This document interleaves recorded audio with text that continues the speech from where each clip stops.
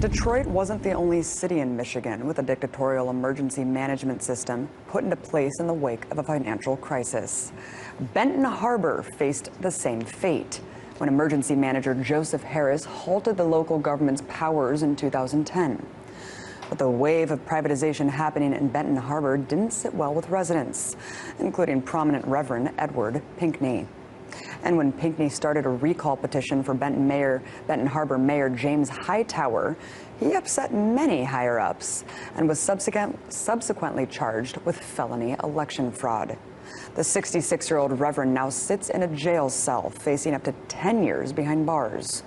So to learn more about Pinkney's case, I was joined earlier by Larry Pinkney, unrelated spokesperson for the Reverend. I first asked him why he was working to recall the mayor. Abby, the fact of the matter is that the so-called mayor, James Hightower, and I say so-called because a mayor is supposed to be representative of the people.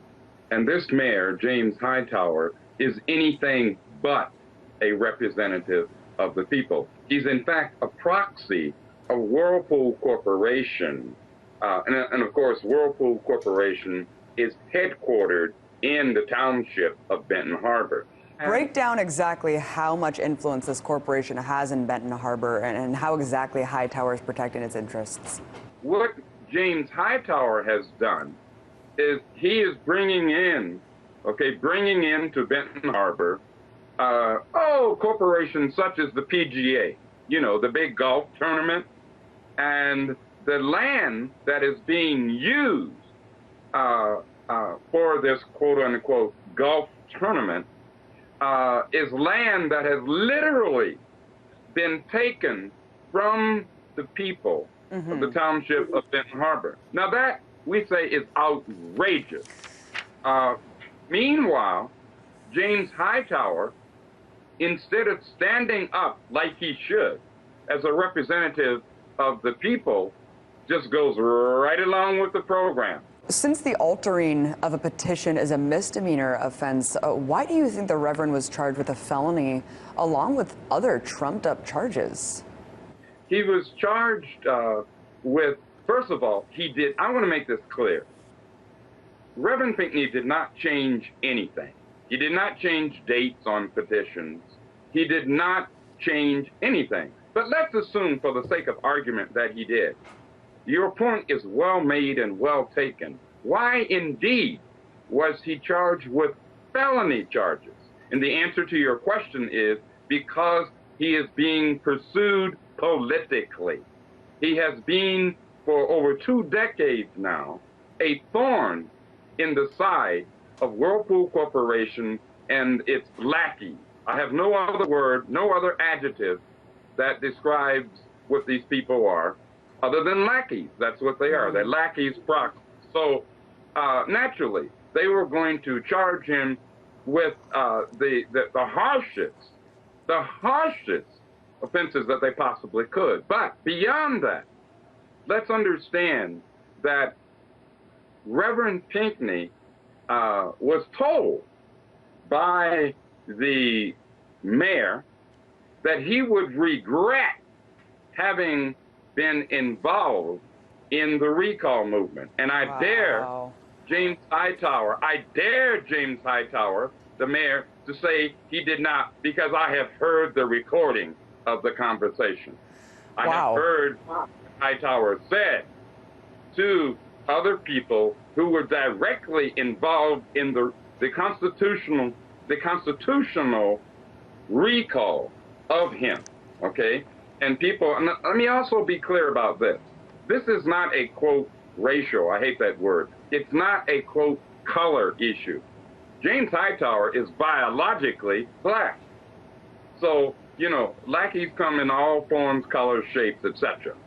So this is a matter of economic survival, and not just survival, but the economic empowerment, if you will, or disempowerment, as is the case in Benton Harbor. I totally hear you on that one. I wanted to bring up, though, the fact that the jury was all white in a community that is 90% Black American.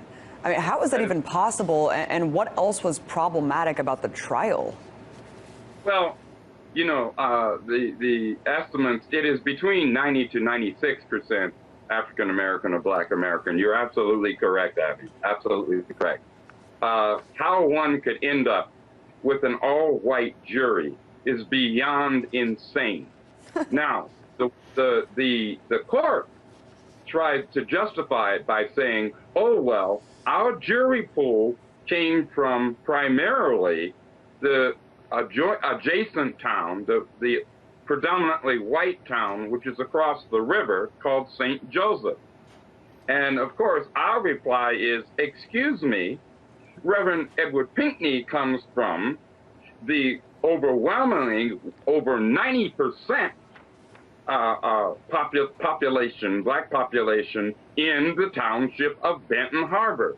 They have no reason other than, that's why I call it Benton Harbor, Michigan, Mississippi, because that's what, I mean, you hit, that's why I watch you, Abby, because you go right to the heart of matters. And that's the heart of the matter. Also, let me add another point, if I may. We later found out, when I say later, I mean once the trial began, once the jury had been, this all-white jury had been selected, we later found out that indeed one, if not more, but for sure, one of the jurors was a very close friend of none other than the so-called, or one of the so-called star witnesses of the prosecution. Now, I say so-called star witnesses because there was no, and I repeat, no direct evidence linking Reverend Edward Pinkney to have done anything wrong. He did not change anything on any petitions. There was no evidence, but the court judge, Chirac, said, now check this out. The man actually had the unmitigated audacity to say in his instructions to the jury, well, you don't really have to have, evidence. You don't really need direct evidence. Well, I scratch my head and say, well, excuse me, but I thought that one would be, quote unquote, innocent until proven guilty. There was no proof. There was plenty of innuendo, plenty of racist diatribes, plenty of all of that. That's but there insane. was no proof. That's insane. But that's Benton Harbor. I know there's a petition to get the DOJ to re-review Pinkney's case. What else can people do to help spread awareness? We have about 20 seconds left. Okay, well, I would urge people, remember, Reverend Edward Pinkney is a 66-year-old senior citizen, a fighter. All right, but I'm urging people to contact Banco. That's B-A-N-C-O. You can Google it, it's right there. We are trying to raise legal defense funds. We are trying to, he's going to be moved from to some other prison facility. We don't know where yet. But please, please understand that Reverend Pinkney is not just about him, but it's about all of us. So I'm going to leave it at that. I hope that people will pay attention to the plight of Reverend Pinkney and understand that it affects all of us. And I thank you so much, Abby, for giving me, no, not me, us, this time. If it can happen to him, it can happen to any of us. Larry Pinkney, family spokesperson for Reverend Pinkney, thank you so much for your incredible insight. Thank you. Coming up, I'll talk about a rare win for the anti-police brutality movement. Stay tuned.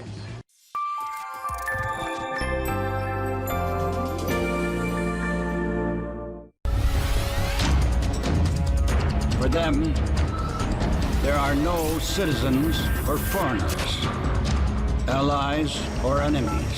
Spying on close friends and partners is totally unacceptable.